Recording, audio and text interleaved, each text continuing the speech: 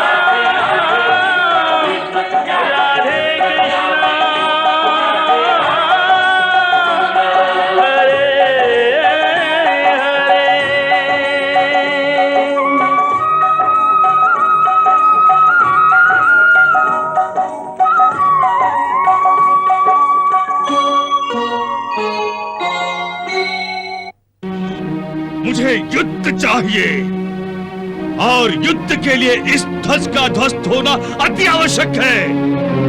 इसलिए मैं इसी क्षण इस विजय ध्वज को ध्वस्त कर रहा हूं। कमांड। जय महादेव।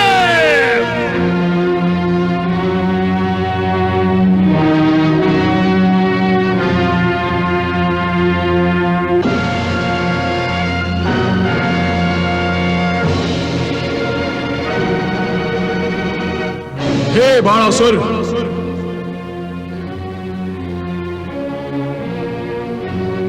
ज्येष्ठ शिवपुत्र कार्तिकेय के प्रदान किए हुए इस अग्नि ध्वज के ध्वस्त होने का समय अब तक नहीं आया है। जब समय आएगा तब ये ध्वज ध्वस्त होगा और तुम्हें भीषण युद्ध का अवसर प्राप्त होगा। तुम स्वयं इसे ध्वस्त करने का प्रयास मत करो, अन्यथा देवाधिदेव महादेव का अपमान होगा।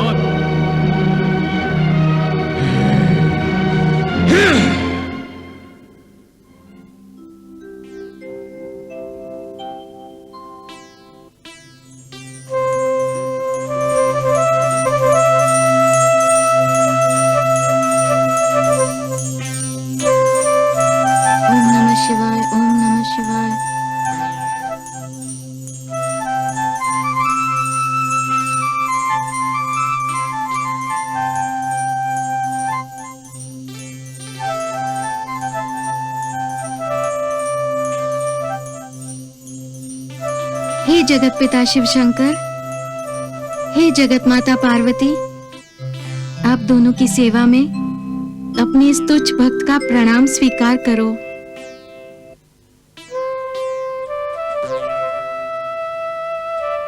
हे मातेश्वरी, मैं अनुग्रहित हूँ जो आपने स्वयं मेरे स्वयंवर में किसी भी राजकुमार को विजय ध्वज ध्वस्त करने में यशस्वी होने नहीं दिया।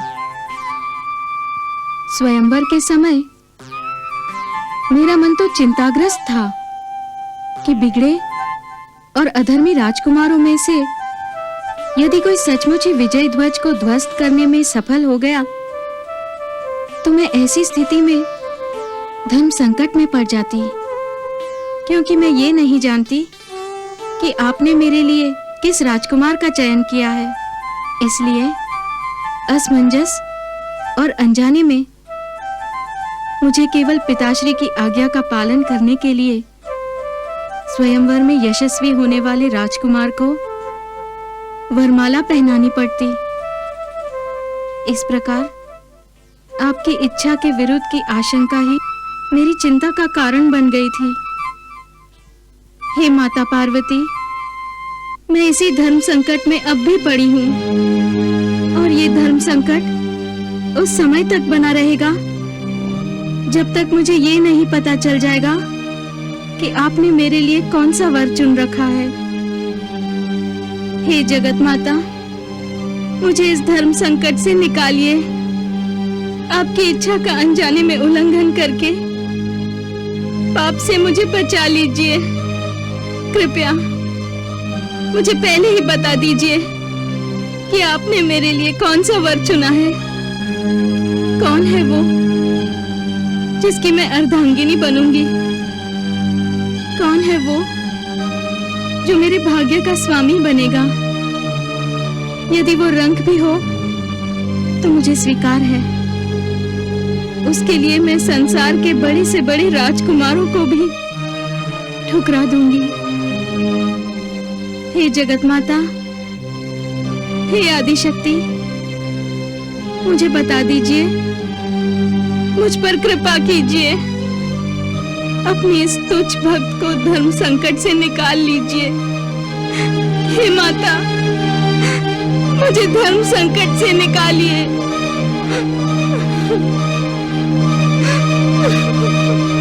कृपा कीजिए।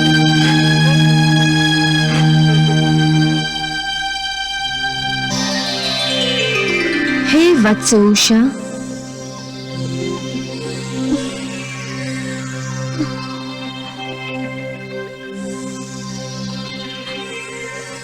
प्रणाम आदि माता।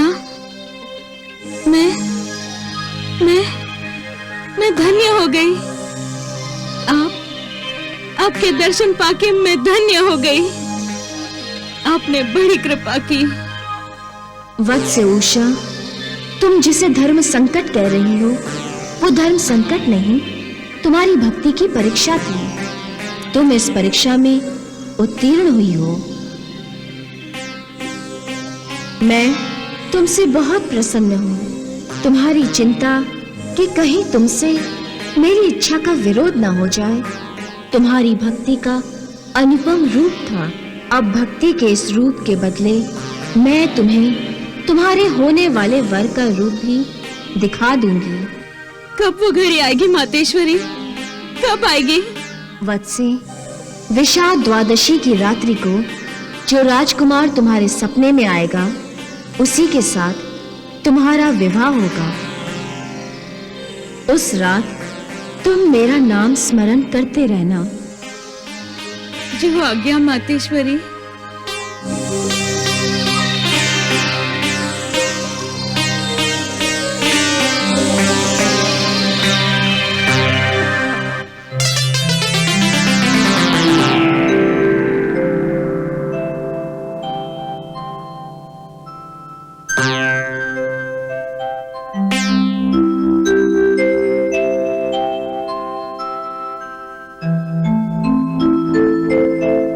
प्रभु, आज न तीज त्योहार है न कोई उत्सव है, फिर आज आप इतने खुश क्यों हैं?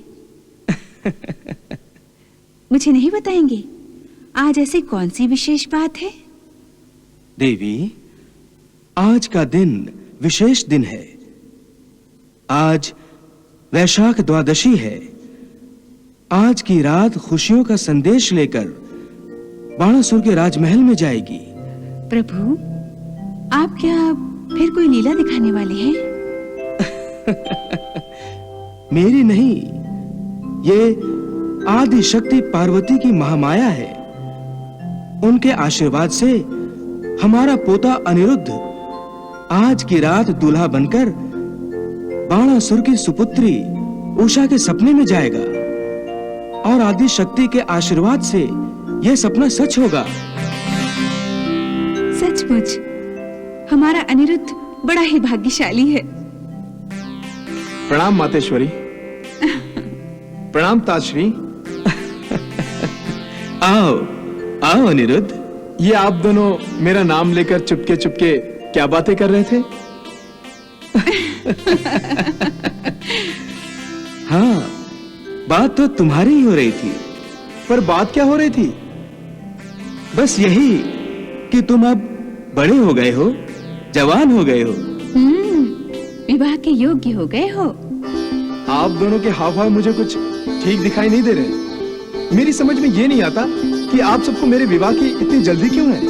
इसलिए क्योंकि हम आपके दादा दादी हैं और दादा दादी यही चाहते हैं कि अति शीघ्र ही उनके कुल दीपकों का विवाह हो जाए, है ना? हमें तो ऐसा लग रहा है जैसे आज रात ही तुम्हारा विवाह हो रहा हो। आज रात ही? हाँ।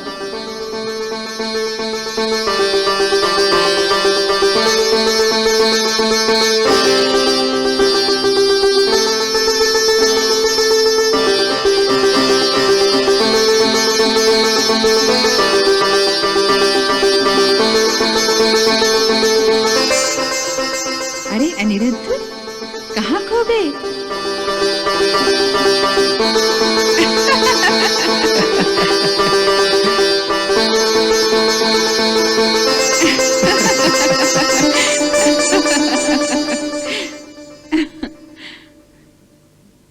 ये इधर अपनी वधू के सपने देखने लगा है और उधर राजकुमारी उषा अपने वर के सपने देख रही होगी।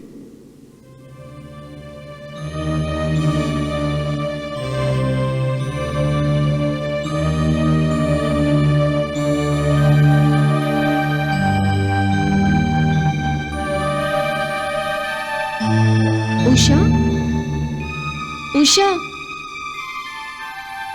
उषा, उषा, अरे ओ उषा, लो देख लो, हम सारे राजमहल में राजकुमारी को ढूंढते फिर रहे हैं और ये हैं कि सन्यासियों की तरह सबसे अलग इस कक्ष में छुपी बैठी हैं। उषा, अरे ओ उषा, लो, ये तो अब सुनती भी नहीं। पता नहीं कहाँ खो गई है। उषा, अरे चित्रलेखा, तुम सब कब आए? लो, एक युग बीत गया और तुम्हें पता ही नहीं चला। ये दिन में किसके सपने देख रही थी? सपने नहीं देख रही थी, एक विशेष सपने की प्रतीक्षा कर रही थी। सपने की प्रतीक्षा? उषा, कन्याएं तो इस आयु में सपनों के राजकुमार की प्रतीक्षा करती हैं। मैं सपने में राजकुमार की प्रतीक्षा कर रही थी। सपने में राजकुमार की प्रतीक्षा? उषा, ये कौन सा चक्रव्यूह रच रही हो तुम? ये चक्रव्यूह नहीं है। पहले वो राजकुमार मेरे सपने में आएगा, फिर मेरे जीवन में।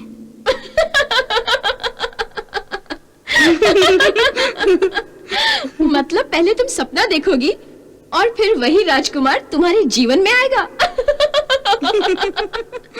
ये तो अनहोनी है।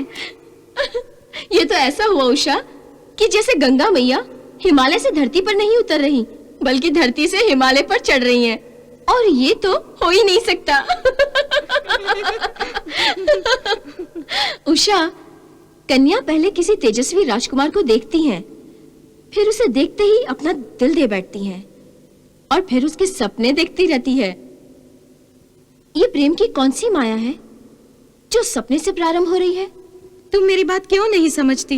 ये भी कोई समझने वाली बात है उषा कि किसी अनदेखे राजकुमार पर मोहित हो जाना और फिर दिन में भी उसके सपने देखते रहना, ये तो सब बावले होने के गुण हैं। मैं सच कह रही हूँ, तुम मेरा विश्वास क्यों नहीं करती? विश्वास करें तुम्हारी कल्पना का? ये कल्पना नहीं है। जो भी है, पर अब हम तुम्हें यहाँ अकेला नहीं छोड़ेंगे।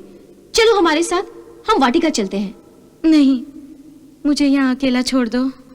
अगर तुम्हें यहाँ फिर से अकेला छोड़ दिया ना, तो तुम उस अनदेखे अनजाने राजकुमार के सपने देखते देखते बावली हो जाओगी। चलो ना हमारे साथ वाटिका में, हम वहाँ आंख में चोली खेलेंगे। चलो ना। चित्रलेखा,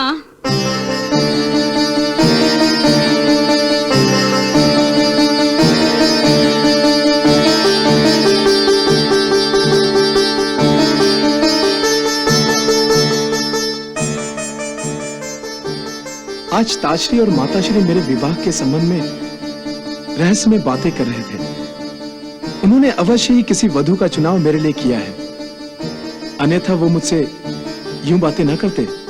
परंतु कौन होगी वो जिसका चयन मेरे लिए द्वारकाधीश ने किया है? कैसी होगी? अवश्य प्रेम नगर की राजकुमारी होगी। ये क्या हो गया है मुझे? मैंने तो उसे देखा तक नहीं, फिर मेरा मन उसके लिए इतना व्याकुल क्यों हो रहा है? कैसा विचित्र रोग है। कदाचित इसी दशा को प्रेम कहते हैं। क्या उसकी भी यही दशा होगी? क्या उसे भी पता होगा कि मैं कौन हूं? क्या वो भी मेरे लिए व्याकुल होगी?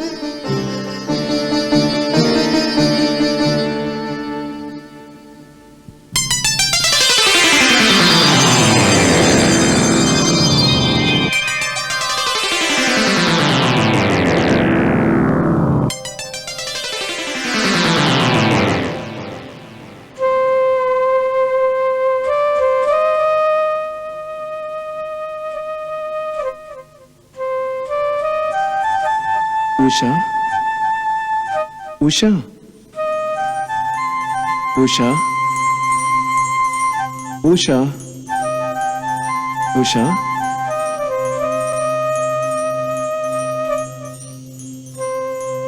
कौन हो तुम? अनजाने परदेसी कौन हो तुम? क्यों मुझे बार बार छुप छुप कर सता रहे हो? क्यों मुझसे छुपते हो? क्यों मुझे दर्शन नहीं देते?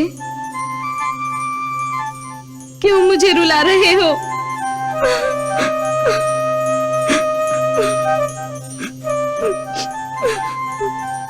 उषा, कौन? मैं हूं तुम्हारा प्रियतम। मुझे देख लो, पहचान लो। मेरी छवि अपने मन के दर्पण में सजा लो।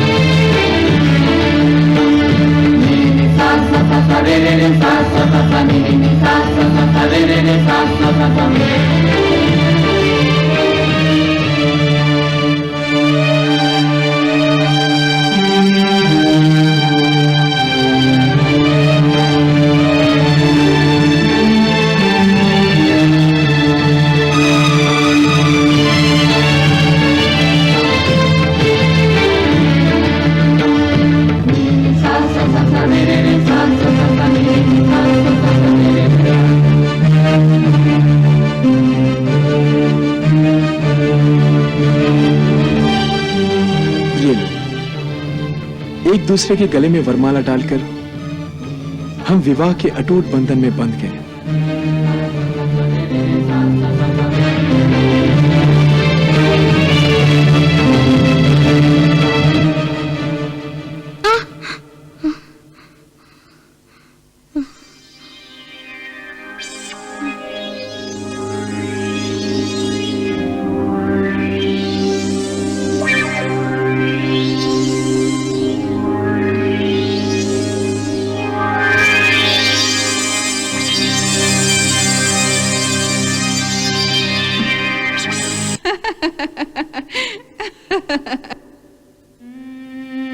मुझे ये क्या हो गया है? कैसे और किसे बताऊं? माताश्री को तो बता ही नहीं सकती थी। सखियों को बताती हूँ तो मेरे सपने के बारे में सुनकर मेरी हंसी उड़ाती हैं। उस राजकुमार ने तो मेरे सपने में आकर मेरा सुख, चैन और मेरी नींद तक छीन ली है। अब मैं क्या करूं? कौन है जो मेरी दुविधा को आसान कर सकता है? हे राजकुमार, तुमने ये अच्छा नहीं किया। तुम सपनों में आ तो गए, लेकिन तुमने अपना नाम तक नहीं बताया। तुमने मुझे असमंजस में डाल दिया है। तुम्हारा नाम जानने की जिज्ञासा मुझे चैन से बैठने तक नहीं देती। उषा, ये किस सपनों के राजकुमार को याद किया जा रहा है? कौन है वो जिसने हमारी राजकुमारी की नींद तक छीन ली है? चित्रलेखा, तुम कब आई? हम तो डंके की चोट पर आ गए, पर वो कौन है जो चोरी छिपे हमारी राजकुमारी के सपनों में आया था? तुम्हें क्यों बताऊं? क्यों? मुझे क्यों नहीं बताओगी? क्योंकि तुम्हें मेरी बात पर विश्वास नहीं है। मुझे विश्वास नहीं? उषा, मैं तुम्हारी सबसे विश्वसनीय सखी हूँ। तो फिर उस दिन मैंने बताया था कि एक राजकुमार मेरे सपनों में आएगा और उसी से मेरा विवाह होगा, तो तुमने मेरा विश्वास क्यों नहीं किया?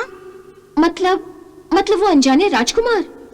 उषा, तुम भी कैसी बातें करती हो?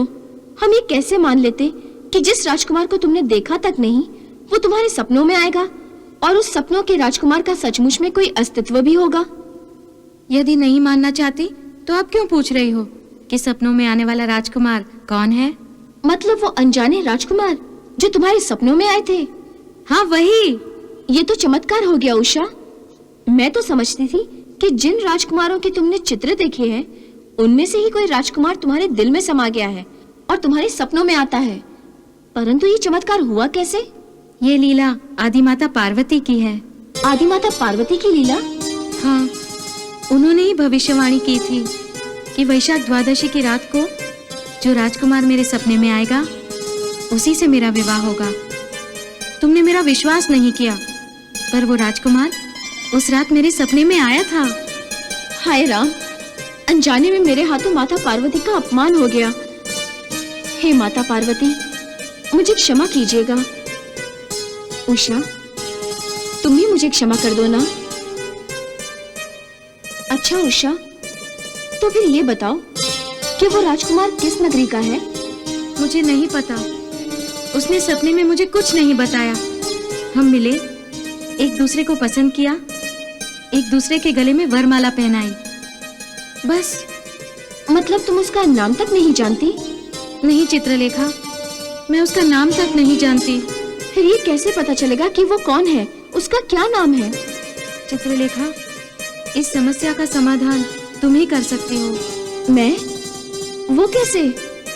चित्रलेखा, तुम चित्रकार हो और तुमने सभी राजकुमारों को देखा है। तुम उनके चित्र बनाओ और मैं उस राजकुमार का चित्र देखते ही पहचान लूंगी। तो चलो फिर चलते हैं, तुम्हारे सपने को आकार रूप देने के लिए। चलो चलो।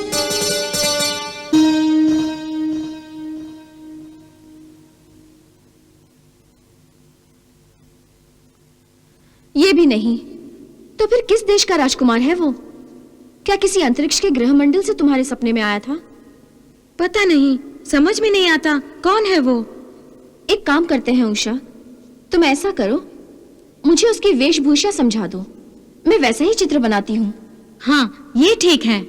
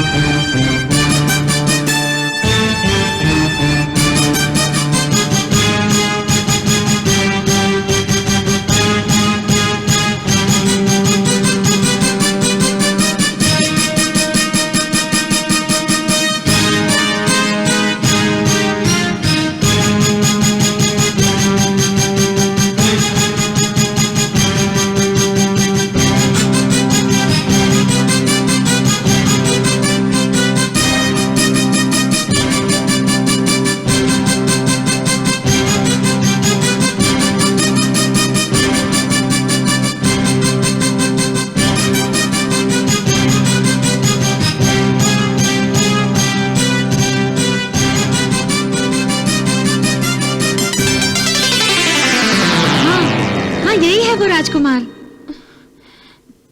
क्या? ये तो राजकुमार अनिरुद्ध है। अनिरुद्ध?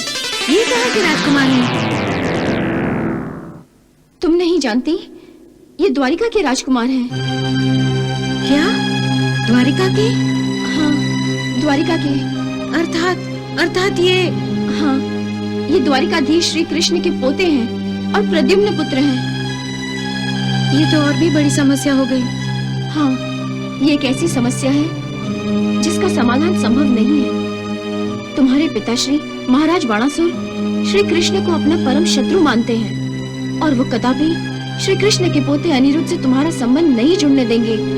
हे भगवान, अब मैं क्या करूं? क्या करूं? अनिरुद्ध के सपने देखना छोड़ दो। छोड़ दूं? कैसे छोड़ दूं? और ये सपने मैं अपनी मर्जी से नहीं देख रही। ये तो आदिमाता पार्वती की इच्छा है और मुझे विश्वास है कि उनकी ये इच्छा साकार रूप अवश्य लेगी। परंतु इस सपने की संपूर्ण रूपरेखा में रंग भरना इतना सहज नहीं है जितना कि ये चित्र बनाना मेरे लिए सहज था।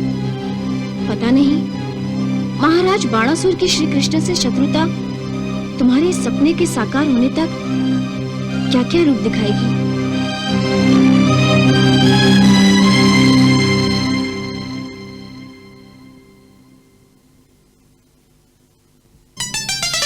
नारायण नारायण।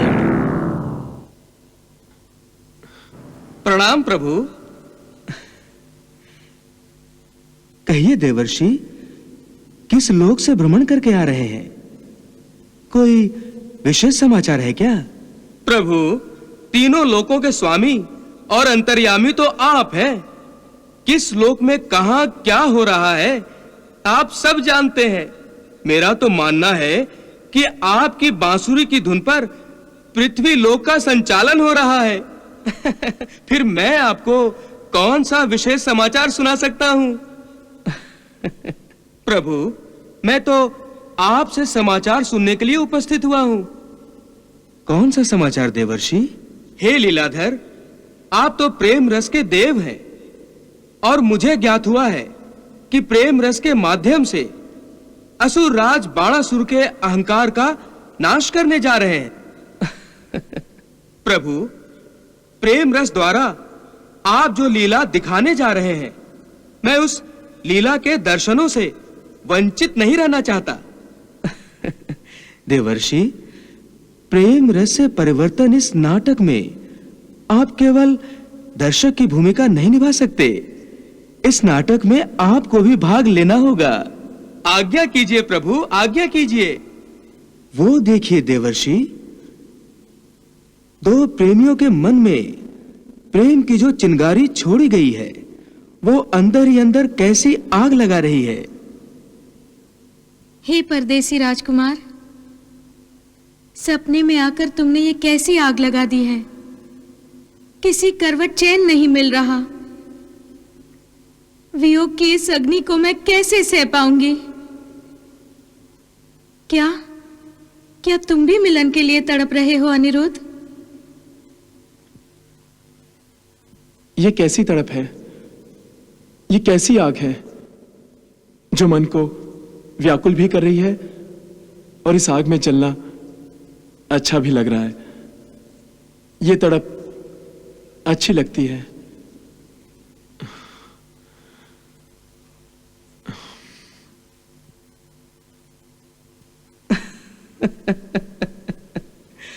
देख लिया ना देवर्षि?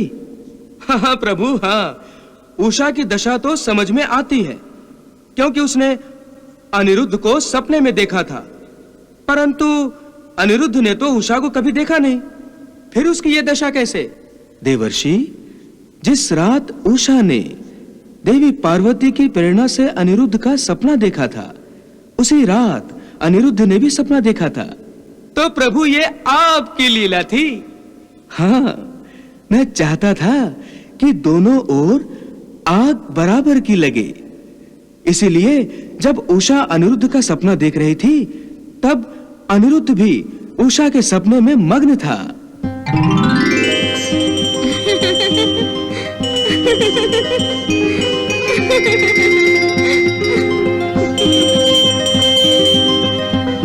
कौन हो तुम सुंदरी? सामने क्यों नहीं आती?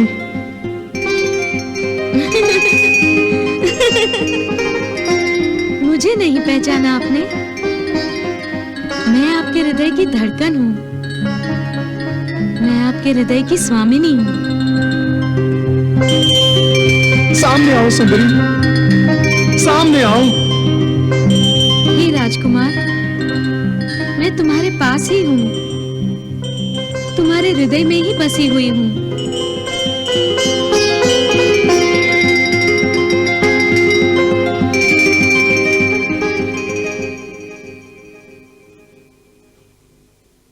धन्य है आप प्रभु, धन्य है, और धन्य है आपकी लीला।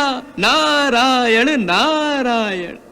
देवर्षि, अनिरुद्ध नहीं जानता कि उसके सपने में आने वाली रूप सुंदरी कौन है, परंतु उषा अपनी सखी चित्रलेखा की सहायता से यह जान गई है कि उसके सपनों का राजकुमार अनिरुद्ध कौन है।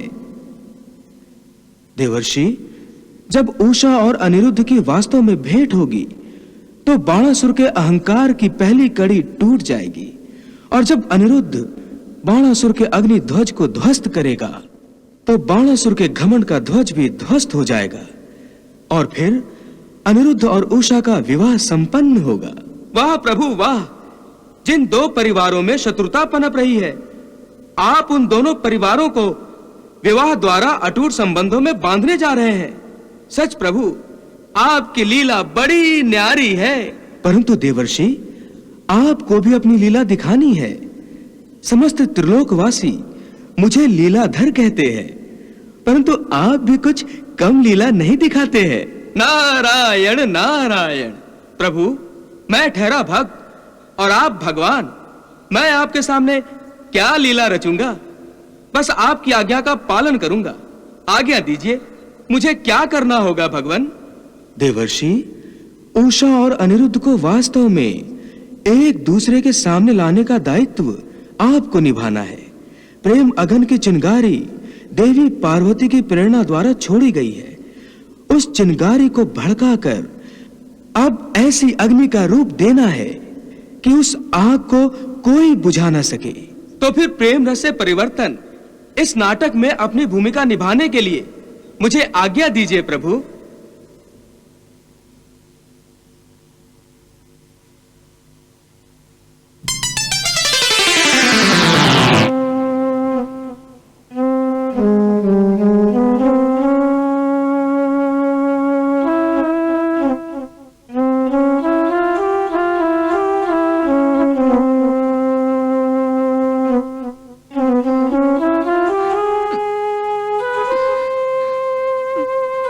उषा, क्या बात है?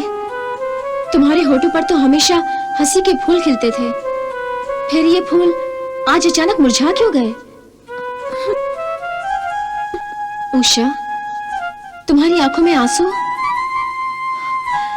ये मैं क्या देख रही हूँ उषा?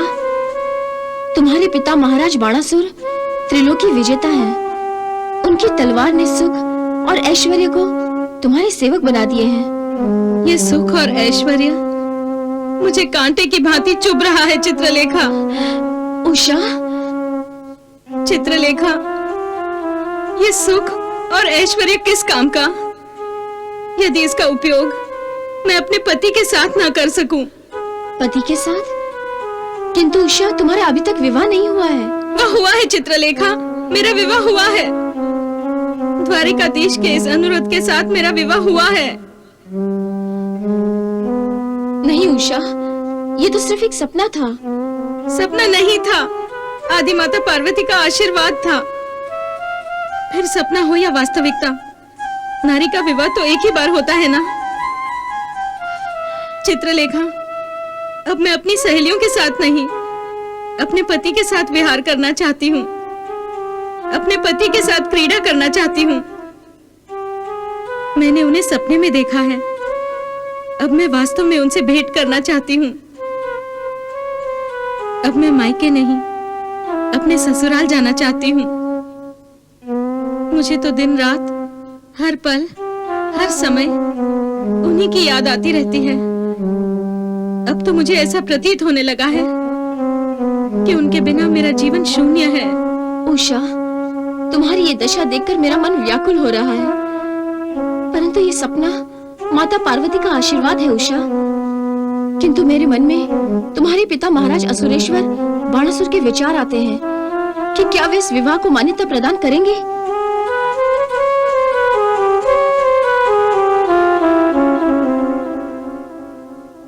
कहा था कि मैं तो आपके मन में समा गई हूं, परंतु कौन थे वो? कौन? नारायण नारायण। प्रणाम देवर्षि। तुम्हें तुम्हारे हृदय की स्वामिनी शीघ्र मिल जाए। देवर्षि, आपने तो अनोखा आशीर्वाद दे दिया। अनोखा नहीं तो तुम जैसे युवक यही आशीर्वाद चाहते हैं। नारायण नारायण। स्वर्ग लोक में तो सारे देवता तुम्हारे विवाह की प्रतीक्षा कर रहे हैं, और माता पार्वती ने भी मुझसे यही कहा कि द्वारिकाधीश के पोते अनिरुद्ध का विवाह तय हो गया है। माता पार्वती ने कहा है? हाँ, इसीलिए तो मैं शीघ्र अतिशीघ्र यहां चला आया, ताकि शुभ विवाह के अवसर पर भोजन ग्रहण कर सकूं। किंतु मुझे तो यहां विवाह समारोह का कोई चिन्ह नजर नहीं आ रहा। देवर्षि, आप मेरे विवाह के लिए बहुत बेचैन हो गए हैं। नारायण नारायण, क्या करूं, यही तो प्रभु की आज्ञा है।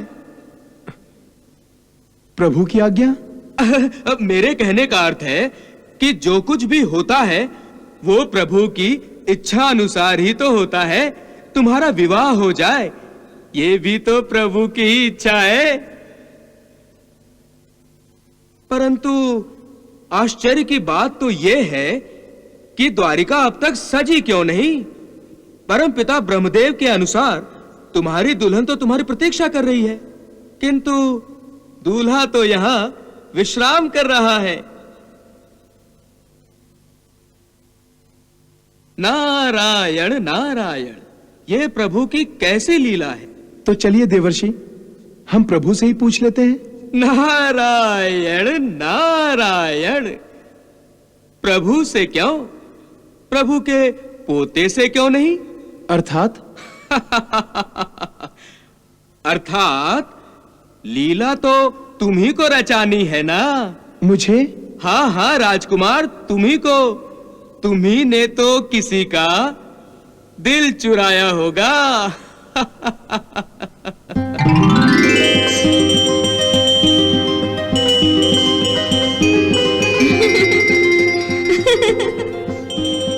मुझे नहीं पहचाना आपने? मैं आपके हृदय की धड़कन हूँ, मैं आपके हृदय की स्वामिनी हूँ। नारायण नारायण। तुमने भी किसी को दिल दिया होगा। जिसने तुम्हारा दिल चुराया है, उसे ही यदि तुमने भी अपना दिल दिया होगा, तो अब तुम्हारे विवाह बंधन में जकड़ने का समय आ गया है राजकुमार। नारायण नारायण। परंतु विवाह इतनी आसानी से नहीं होता है। तुम्हारे दादाजी ने तो तुम्हारी दादी का अपहरण करके उनसे विवाह किया था। कदाचित यही इतिहास तुम्हें भी दोहराना होगा राजकुमार। कदाचित यही प्रभु की इच्छा होगी। नारायण नारायण नारायण नारायण।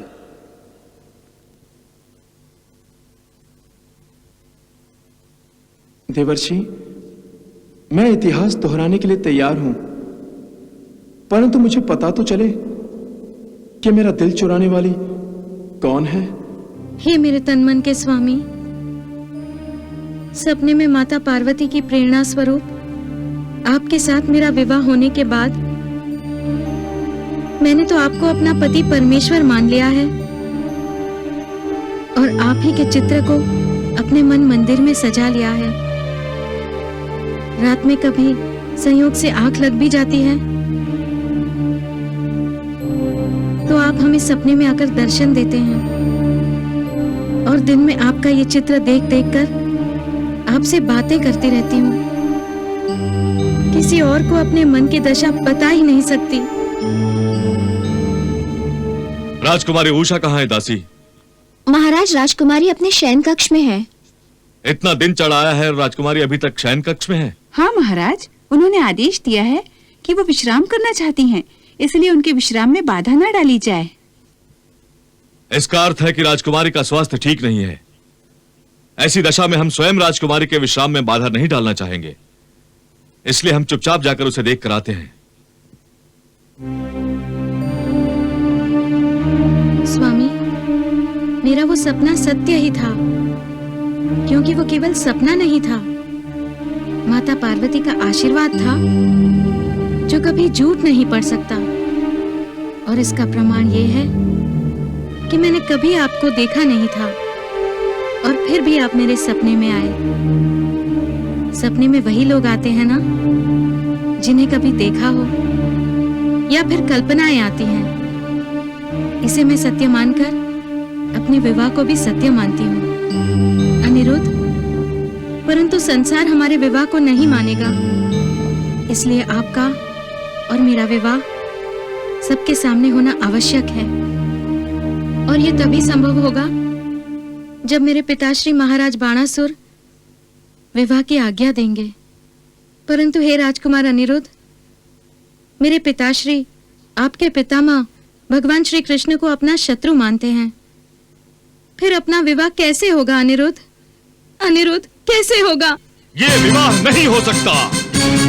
पिताश्री, आप मत कहो हमें पिताश्री। विद्रोही, निर्लज्ज, हट जा मेरे सामने से। हमारे ही राजमहल में हमारी ही पुत्री हमारे ही शत्रु के पोते को अपना पति मानकर उसकी पूजा कर रही है। परंतु पिताश्री, अपना मुंह बंद रखकर मोही। इस प्रकार आंखों में धूल झोंक कर कोई भी शत्रु पीठ पीछे छुरा भोग सकता है, और तू मेरी आंखों का काजल होकर मेरी आंखों में धूल झोंक रही है। नहीं नहीं नहीं, मेरी ही अपनी पुत्री मेरी शत्रु बन गई। मेरा अपना रक्त मेरा विद्रोह कर रहा है। पिताश्री, मैं विद्रोह नहीं कर रही। ये विद्रोह नहीं तो और क्या है? चोरी छुपे शत्रु से मिलना, उससे मैत्रित्व बनाना, उसकी पूजा करना, उसे अपना पति मानना, ये सत्य नहीं तो और क्या है? ये सत्य है और नहीं भी। सत्य है भी और नहीं भी। ये कैसा शब्दों का चक्रव्यूह बुन रही हो तुम राजकुमारी उषा? अरे दिन दिन भी है और रात भी, ये कैसे संभव हो सकता है? रात्रि रात भी हो और दिन भी हो, ये कैसे हो सकता है? राजकुमारी उषा, ये चित्र अनिरुद्ध का है ना? तो फिर ये कैसे हो सकता है कि ये चित्र अनिरुद्ध का नहीं हो सकता है? ये नहीं हो सकता। कान खोल कर सुन लो राजकुमारी उषा, तुम भूल रही हो मैं असुर राज बाणासुर हूँ, बाणासुर, और तुम मेरी पुत्री हो। इसलिए तुम्हारे मन मंदिर में मेरे शत्रु के पुत्र का चित्र नहीं होना चाहिए, और न बाणासुर के राज्य में इस शत्रु पुत्र अनिरुद्ध का चित्र होना चाहिए।